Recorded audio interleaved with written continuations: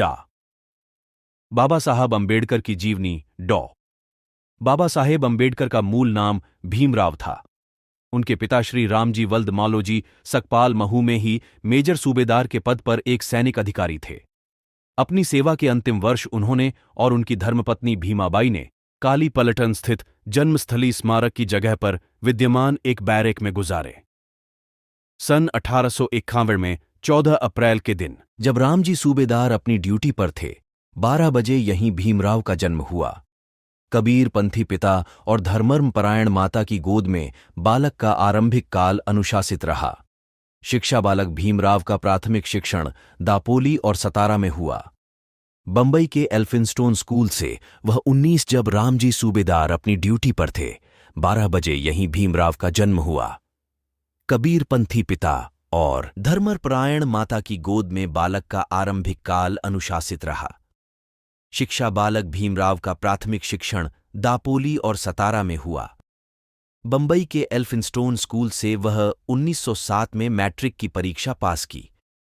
इस अवसर पर एक अभिनंदन समारोह आयोजित किया गया और उसमें भेंट स्वरूप उनके शिक्षक श्री कृष्णाजी अर्जुन केलुस्कर ने स्वलिखित पुस्तक जोसा सावत में मैट्रिक पास की।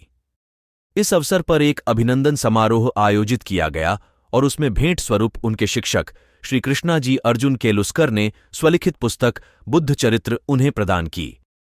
बड़ौदा नरेश सयाजी राव गायकवाड़ की फेलोशिप पाकर भीमराव ने 1912 में मुंबई विश्वविद्यालय से स्नातक परीक्षा पास की। संस्कृत पढ़ने पर मनाही होने से वह फारसी लेकर उत्तीर्ण हुए।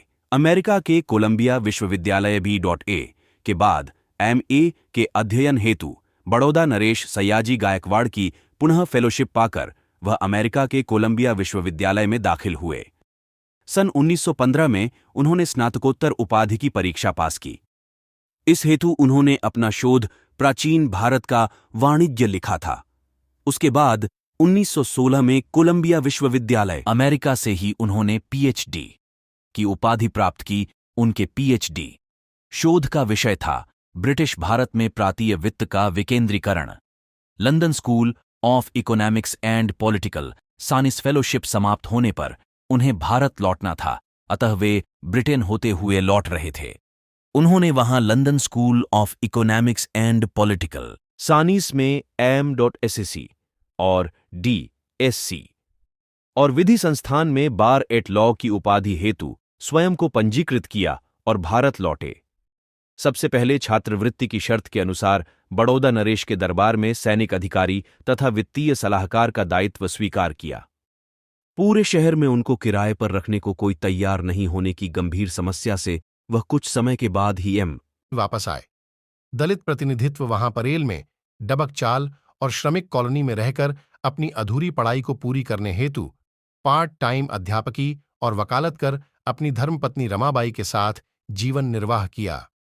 सन 1919 में डॉनसन अंबेडकर ने राजनीतिक सुधार हेतु गठित साउथबरो आयोग के समक्ष राजनीति में दलित प्रतिनिधित्व के पक्ष में साक्ष्य दी। अशिक्षित और निर्धन लोगों को जागरूक बनाने के लिए काम उन्होंने मूक और अशिक्षित और निर्धन लोगों को जागरूक बनाने के लिए मूकनायक और बहिष्कृत भारत साप्ताहिक पत्रिकाएं संपादित कीं और अपनी अधूरी पढ़ाई पूरी करने के लिए वह लंदन और जर्मनी जाकर वहां से M.Sc, D.Sc और बैरिस्टर की उपाधियां प्राप्त की।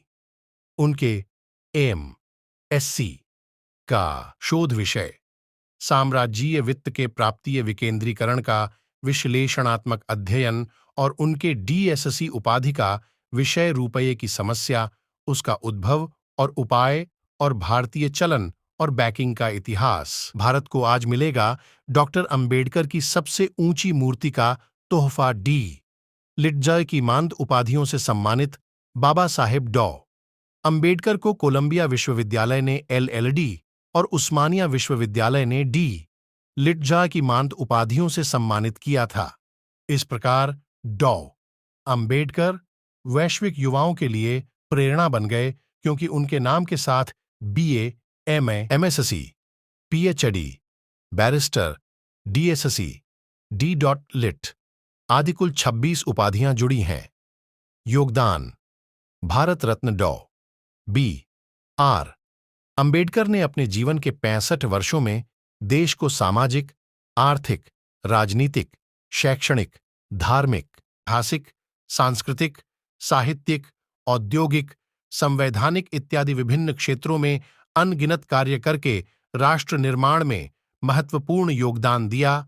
उनमें से मुख्य निम्नलिखित हैं। सामाजिक एवं धार्मिक योगदान, मानवाधिकार जैसे दलितों एवं दलित आदिवासियों के मंदिर प्रवेश, पानी पीने, छुआछूत, जातिपाति, ऊंच नीच जैसी सामाजिक कुरीतियों को मिटाने के लिए मनुस्मृति दहन 1927, महाड़ सत्याग्रह वर्ष 1928, नासिक सत्याग्रह वर्ष 1930, येवला की गर्जना वर्ष 1935 जैसे आंदोलन चलाए। महान तथा राष्ट्र निर्माण उन्होंने समता, समानता, बंधुता एवं मानवता आधारित भारतीय संविधान को 02 वर्ष 11 महीने और 17 दिन के कठिन परिश्रम से तैयार कर 26 नवंबर 1929 को तत्कालीन राष्ट्रपति डॉ.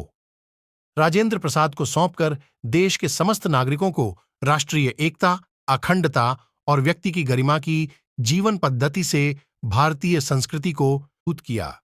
शिक्षा, सामाजिक सुरक्षा एवं श्रम। कल्याण वायसराय की काउंसिल में श्रम मंत्री की हैसियत से श्रम कल्याण के लिए श्रमिकों की 12 घंटे से घटाकर 8 घंटे कार्य समय, समान कार्य समान वेतन, प्रसूति अवकाश, संवैतनिक आश, कर्मचारी राज्य बीमा योजना, स्वास्थ्य सुरक्षा, कर्मचारी भविष्य निधि अधिनियम 1952 बनाना, मजदूरों एवं कमजोर वर्ग के हितों के लिए तथा सीधे सत्ता में भागीदारी के लिए स्वतंत्र मजदूर पार्टी का गठन कर 1947 के मुंबई प्रेसिडेंसी चुनाव में 17 में से उन्होंने 15 सीटें जीतीं।